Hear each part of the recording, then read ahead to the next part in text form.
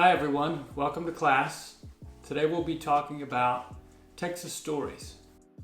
In this week's lesson, we'll be learning about boxing legend Jack Johnson, the Galveston Giant. In our art project, we'll learn how to make animated GIFs, or GIFs, using Jack Johnson as our subject. Now I'm using both terms, GIF and GIF, because honestly both are correct. A GIF stands for a graphic interchange format, but some people pronounce it as GIF, and that's okay too. The supplies you'll need for this project include paper, a pencil, markers, and a digital camera of some sort. You can use a phone, iPad, or computer. Step 1. Pause this video and watch the Jack Johnson documentary to learn more. You'll see a video link appear in the right-hand corner of the screen. Now that you've learned more about Jack Johnson, we can start our project. In step 2, we'll sketch our drawing and outline it in marker. Step 3, we'll color our drawing.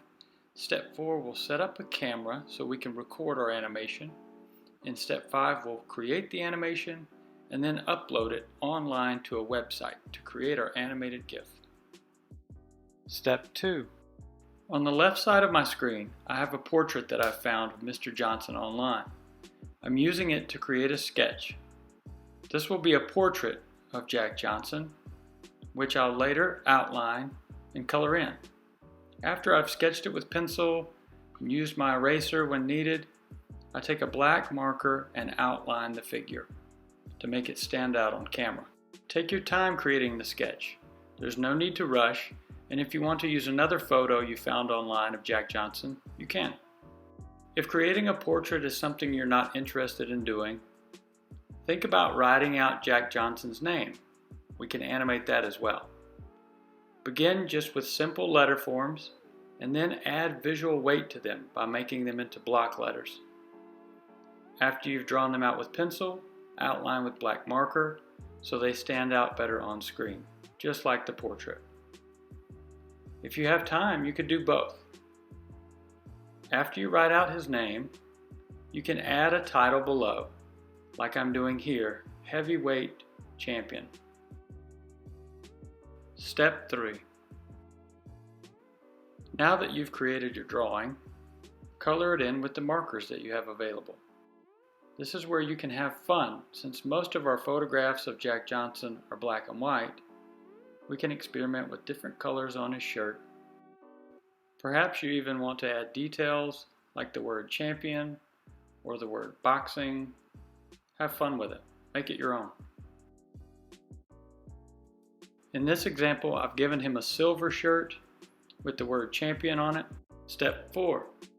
In this step, we'll set up our camera so we're able to photograph our drawing. Animation requires a camera, and I'm using a stack of books to hold my camera above my picture. A camera tripod can work great here as well. I'm just using a stack of books because it's what I have around. Step 5. In order to bring our picture to life, we need to photograph each time we change the image. You'll notice that I'm creating outlines around our portrait of Jack Johnson. Each time I do that, I press the photo button. If you'll record every action, you'll be able to play these back, bringing your drawing to life. We call this process stop motion animation. Now you and I will be making a GIF file or a GIF file, but this process is still stop motion. The most important thing to remember with animation is to take a photograph after each time you change the picture. Step 6. In this step, we'll need to have internet access. We go to the website imgflip, imgflip.com. This website will allow us to organize our pictures in sequence. I'll include the link to this website in the description below. At the top of this page, you'll notice the tab says Images to GIF. Click on the Upload Images button and begin to bring in your pictures one at a time in sequence. That means in the order you want them to appear on screen. In my example, I've numbered my pictures 1, 2, and 3. Your pictures of Jack Johnson or the Jack Johnson illustration will line up along the bottom of the screen. Next, we give our project a title and click the Generate GIF button to make our GIF. It will take the website just a few moments to create your GIF, but then your screen will change and you'll be able to download your GIF. Save that downloaded file somewhere on your computer and we can share it in class next week. If you happen to get hung up along the way, don't worry. I'll be going over this process live in class next week. I hope you enjoyed today's project, and hopefully it gave you a new tool that you can add to your Artist Toolkit. Today's class was sponsored by ArtSpark Texas, and you can find information about their nonprofit in the link below. Thanks.